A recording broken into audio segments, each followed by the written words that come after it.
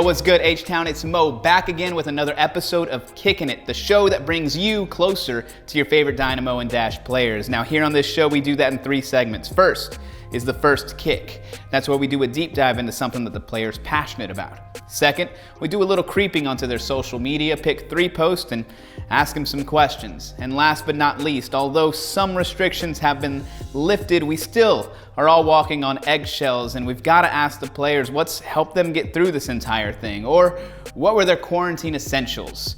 And this week we keep the ball rolling with hometown kid and goalkeeper, Michael Nelson.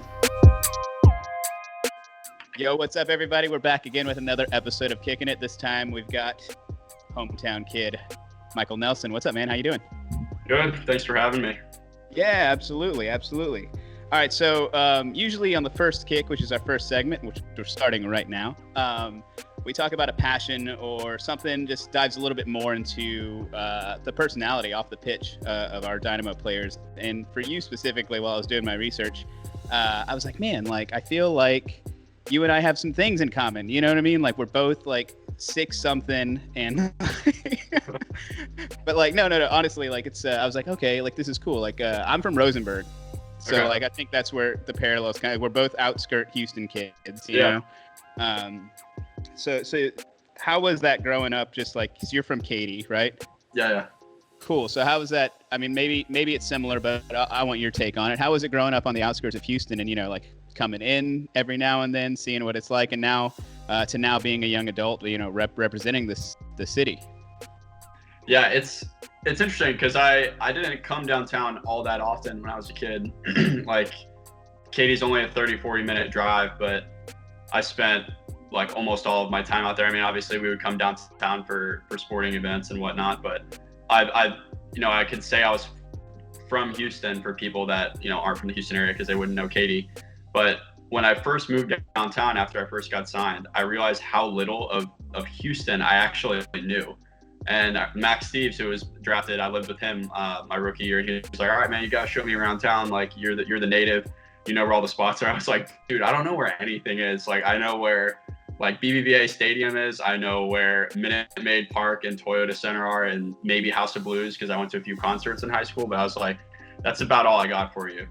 And so I kind of went through, like, a discovery of all the different pockets of Houston, and I've moved around a bit, and now you realize Houston's so massive. Like, there's just so many different pockets of it, like Montrose Heights, Midtown. Like, there's so many different areas, and Houston's such an eclectic city, and there's such a good kind of food and art scene, and there's just so many cultures represented that Houston has way more to offer than I knew about when I was a kid. It just seemed like where all the big buildings were when I was young. And I was like, oh, that's where all the business people go. That's where my dad drives into work. Like, I don't know much else about it, but yeah, Houston's a really cool city. And the more I've gotten to kind of immerse in the central part of Houston rather than the suburbs, the more I've learned about it and grown to appreciate it. Oh yeah, for sure. I mean, I feel the same exact way. Like, maybe a little more so for me because in my teenage years, because I went to U of H, and so I was down there, and then go get lunch, go do this after class, whatever, you know. So I got to dip into that a little bit at like 19, 20, but like I think for me it wasn't until working professionally down here and being old enough to like experience the bars and like anything like that, you know, just spending way more time out here, and it's just like, oh wow, like this is really cool. And I remember a long time ago hearing on a show called Whose Line Is It Anyway, they were like, oh yeah, Dallas, it's a lot like Houston but without the culture. And I thought and I just thought that was really funny, and you laughing at that from SMU kid really makes me happy, I'll be honest with you. But I had 4.5 great years in Dallas, but I'm always a Houston boy at heart. Yeah, always got to be down with the little ribbing, right? Like the 45 rivalry should always live, in my opinion. Yeah. But so I noticed on the little sheet that we had too. I think all of your favorite restaurants were like local spots, which I found like super cool. I think you had like El Tiempo on it. Trying to think what like local foods, I believe. And I had local foods, maybe Lupe Tortilla, El Tiempo. I love Tex-Mex food, so that's like El Tiempo and Lupe are probably my 2 favorites. I live like maybe 100 yards from a Lupe Tortilla right now, so it's super dangerous. But I think Houston's just got an awesome food scene, so I've been spoiled. Oh, for sure. It's almost too good, to be honest with you. It's like you could eat something and then be driving home, be like, man, I should have Like, had yeah, that. that's good. I think something else that I noticed that we kind of had in common. I'm a musician as well, and I've been playing for a long time. When did you grab a guitar at first, and how long have you been playing? So I got a guitar in summer of 2017. I was actually working here. I was interning here in the summer before my last semester of college, and I was just living by myself in an apartment, and I didn't have like an Xbox or anything like that with me. And I was like, I need a hobby for when I come home from work. Like, I just want something to do. And so I just ordered a guitar online and just had it delivered to my apartment, and just started watch YouTube videos and just learned like some really basic chord progression stuff. And to be honest, I don't know that many songs necessarily like by heart. I just like know how to play some stuff that sounds okay. And so sometimes I'll just kind of hop on it and freestyle for a half hour till the tips of my fingers get sore, and that'll be that. But yeah, so I'll do that. And then I got this is actually sitting on my I don't know if you can see, sitting on my keyboard. Oh, word. Yeah, so it was interesting. There was the way I got into piano was kind of just happenstance. So in college, you know, I mean, I'm sure you know, there's certain spots that are super exclusive to study in, and like if you don't get there really early in the evening and lock it down, like if you try to go there, not gonna happen. So there were a few libraries on campus that were like hot spots, and if you didn't get there at like 2 p.m. and lock it down for the evening, like you weren't gonna get it. And so oftentimes I would find different kind of quiet spots that were sort of like kind of deep cuts of like places to study. And so there was the art and music school. They left the doors open at night until like midnight. So if you got in before midnight, they basically closed it from the outside. But if you were in there, you were good to go, and you could leave like at 3 a.m. or whatever. And so I would study in the classrooms in the music school because like almost nobody was in there. Like the libraries were always jam packed, and the business school was really packed with people. And so I would go to the art school, and there was almost like never anybody in there. And sometimes if I'd be studying for a couple hours, I would just want a study break. And almost all of the rooms had like Steinway pianos, like really nice pianos. And there were a few like concert pianos that were in these big auditoriums in there. And so sometimes if I wanted a study break, I would go and just like hit a couple keys, and it would sound terrible. But then I was like, this would be really cool if I knew how to play it properly. And so I learned like some really basic songs, and then just kind of found that I enjoyed it. It's just like a really stress-free kind of fun activity to do, and it's something different than sports. I've always had an appreciation for music, but have never been musically inclined myself. So I thought it would be something that was cool to get into, and I've just kind of learned to play some songs, and now it's something I do kind of in my free time, just to kind of occupy different parts of my brain than sports do. You could start a band with the Dynamo, though. Did you know that? There's a few other musicians. Yeah, Zarek plays guitar, okay. And apparently Salazar can sing. You got a nice little like folk duo, like trio there. Yeah, that would be like a grassroots like folk band right there. Yeah, totally. I haven't heard Salazar sing, so I'll reserve judgment till I hear it, but I'm skeptical about his performance ability. Whenever COVID allows and we can do things comfortably and safely again, we will definitely I'm going to convince him to invite a few of y'all on a like karaoke expedition, and we'll film it, and like it'll be just a blast, I think. I feel like he would be pretty good. Like being from Belize, I feel like he's kind of got that like oceanside, don't worry, be happy type vibe. And so I think as long as like we just keep the rhythms like real simple, he could groove. I think so. In the first, he was my first guest on this, and he was talking about how he considers himself more of a karaoke singer, not like an actual vocalist. But like he's like, I can get down, you know. And it's like, well, what? He knows the words, but he's bad at singing them. That's what that means.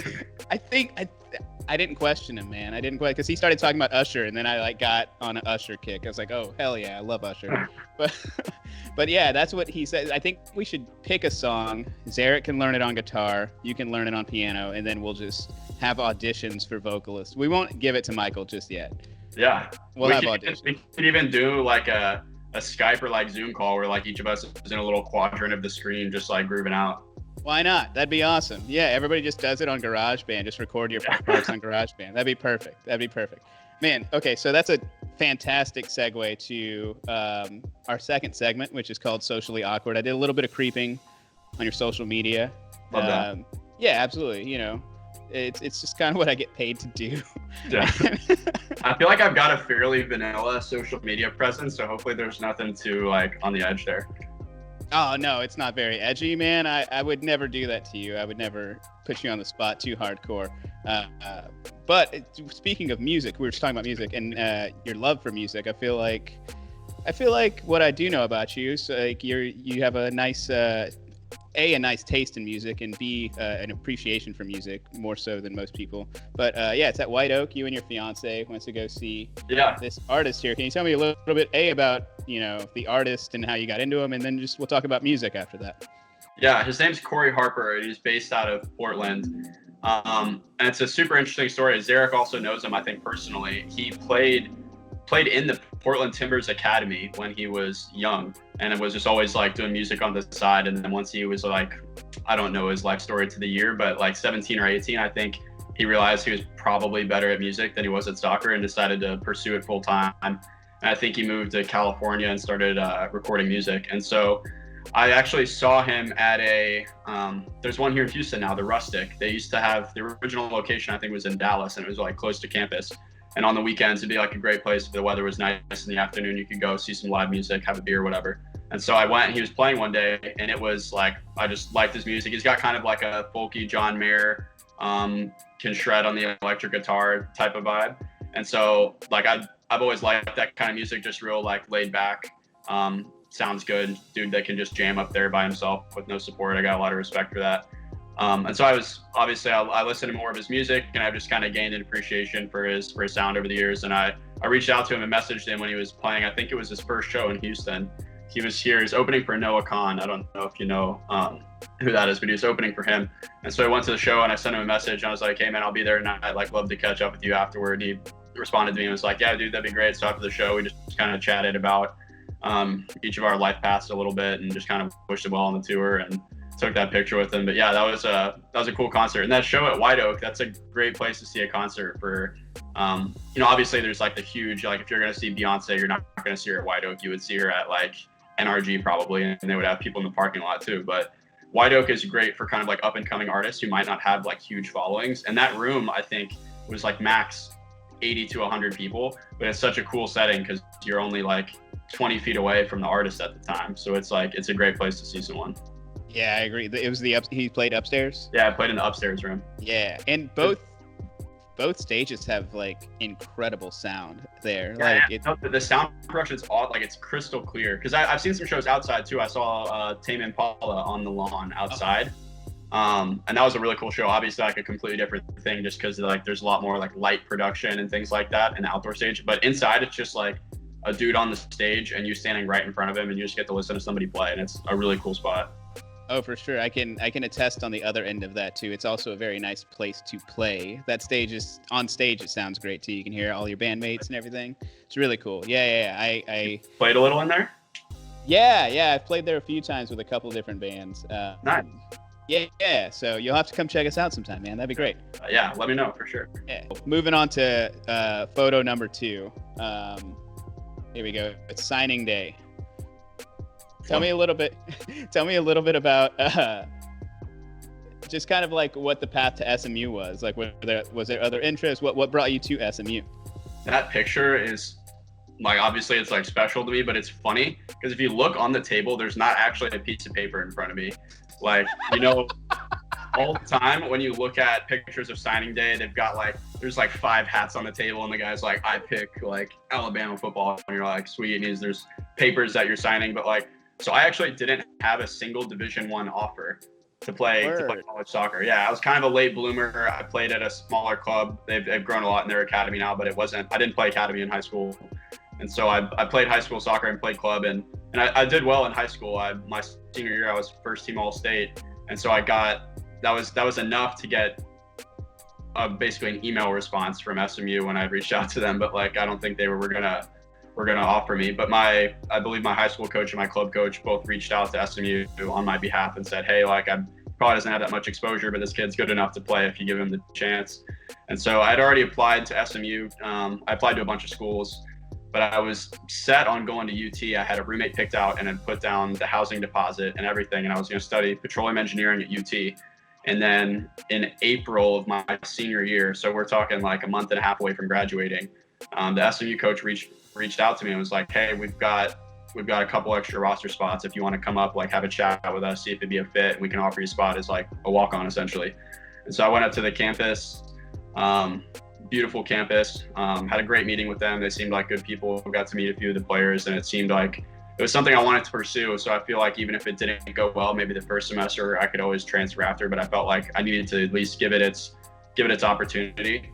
And so I decided to go to SMU, and then signing day for like the high school athletes was like a week later. And so my high school coach was super pumped for me. He's like, it's amazing that you're getting to play at this Division I school. Like I think I was the first, I don't want to disrespect any alumni that I might be forgetting about, but from my high school, I think I might've been the first player to go play at D1 soccer school. And so he was like, we should take a picture or whatever. And I was like, I don't even have a paper to sign. It's not signing day. It's just like college announcement day for me.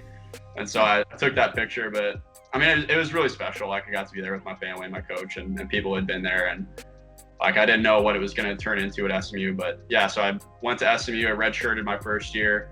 The goalie at the time was a senior and was a captain, and he's a great dude. Like I learned a ton from him, and he was a really nice guy too. And then my sophomore year, so I guess my redshirt freshman year, I think there were 4 or 5 keepers, and I was like 4th out of 5 going into kind of like the off season at that time. And so I had a really good spring season, and then kind of the summer leading into the season, and got a few preseason games, played well, and ran with the ball from there. Was a 4-year starter and did okay for myself kind of at the tail end of my career, and got the opportunity with the Dynamo. But yeah, it's funny you bring up that picture because it's not a signing day picture at all. It's just this is where I'm going to school, and here's a soccer ball on the table.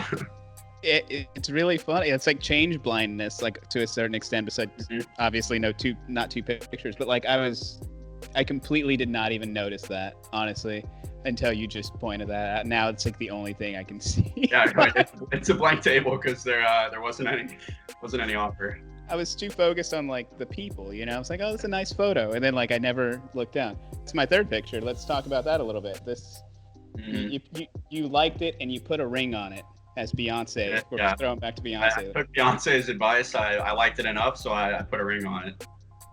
We both just appreciate the outdoors a lot, and even still in Houston, like there aren't mountains and things like that, but we still like to get out and just kind of go into the cool outdoor spots in Houston. So when I knew I wanted to propose to her, and so I was trying to figure out a good place for me to do it. I wanted to be somewhere outdoors that was just like a really naturally beautiful place, and so.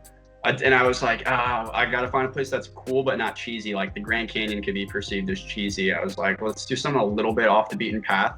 No, I'm not trying to knock the Grand Canyon. Don't get me wrong. It's one of God's greatest creations. But so just like offended a small minority of people who proposed at the Grand Canyon. I hope you know that. Yeah, and so I decided that Zion National Park's where I wanted to do it. There's like a really cool canyon overlook. And so I had the ring for month and a half before I asked. And so I hid that like deep in a drawer within a shoe that was wrapped in a shirt that was like, I hid this thing 10 layers deep. But like anytime because we share a dresser, like I have the left side of it and she has the right side of it, and it was in my side. I was like, Lord forbid she ever peeks into my side of the dresser one time and accidentally. Hey, Michael, why is this shoe wrapped in a shirt? And so like anytime she's going to get out a shirt or something, I was like, oh, don't. Yeah, and then we finally went on the trip, and it was a multi-part trip. So we flew into Vegas because that's the closest major airport to Zion, and it's like a 2.5-hour drive. So we rented a car in Vegas, drove, spent 2 days. It's actually in Springdale, Utah is where the park's located. So we stayed in Springdale for 2 days. We did hiking all day, every day, each day. And then we were going to drive back to Vegas and fly out to San Francisco and do 5 days in San Francisco, kind of going around the town, going to Napa Valley, just kind of running the Northern California tourism scene. And then, so I knew I wanted to do it on day one because I was just going to be in an absolute stress ball and like not be able to enjoy myself. So I was like, if I could do it at 6 a.m. on morning number one, like we're killing it. And so the first trail we went on, I was like, hey, let's go on the Canyon Overlook Trail at 8 a.m. Like I was like oddly specific, and I was all paranoid that I was going to like set her off because I had a feeling that she knew that it was going to happen on the trip, but I needed to keep her on her toes so that she didn't know the exact moment.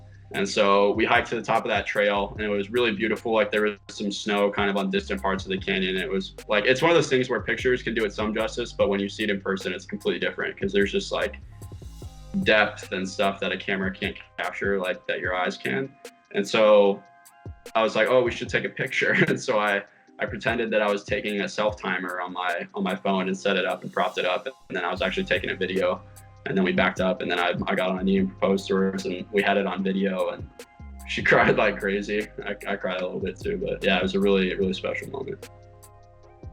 Michael, that's a beautiful story, man. You need to sell that to somebody. I'll write a book one day. There you go. You got a lot to do after soccer, man. You can write songs about it and also write a book. A lot of writing. Michael Salazar to sing him too. We don't know about that yet. Verdict's still out.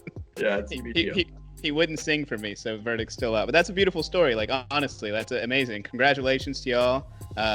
That's awesome. And we'll kind of use that as a segue into our last segment. It's called Quarantine Essentials. Basically, just what are 3 things that you feel like you couldn't have made it through the majority of this time without? It could be anything from inanimate objects to people to TV shows, whatever you got. Yeah, so my fiance works for a marketing company in Northwest Houston, and so she was on work from home basically the whole time that this was going on. Her setup is right here next to me, and so she'd be working from home most days. So she's definitely number one. Like having somebody to be with during this was crucial. If I was alone, I would have probably gone cuckoo after a couple days, because I don't mind like a few days of solo downtime, but I'm not like a cactus where I can be left alone for months on end and survive. So I think she was amazing to have around. The second would be my dog.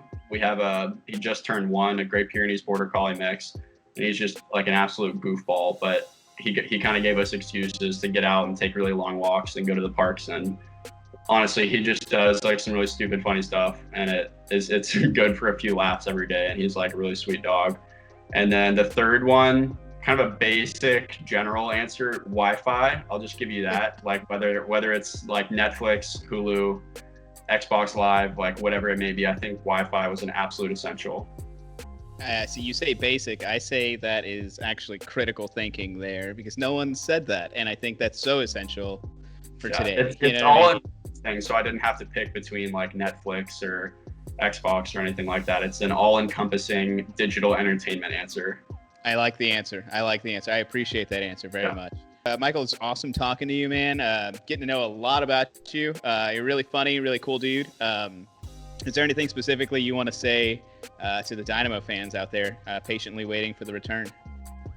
Yeah, I'd say kind of like you said, patiently waiting, to keeping patience, keeping faith that all of this is going to pass eventually. And obviously the last few months have been difficult for us as a team, but difficult for everyone. And obviously everyone feels it differently, but I think we've kind of all struggled through it together, but hopefully we all come out the other side together. So really excited to see you guys. You'll probably see us on TV before you see us in person, but we hope to see you guys in person sooner rather than later.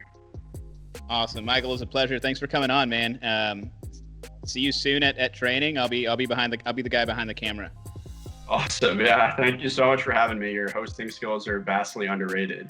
Yo, thanks. I'm going to put that on my bio. Yeah, do it. Heck yeah. Sweet. Thanks so much, man. Have a good one.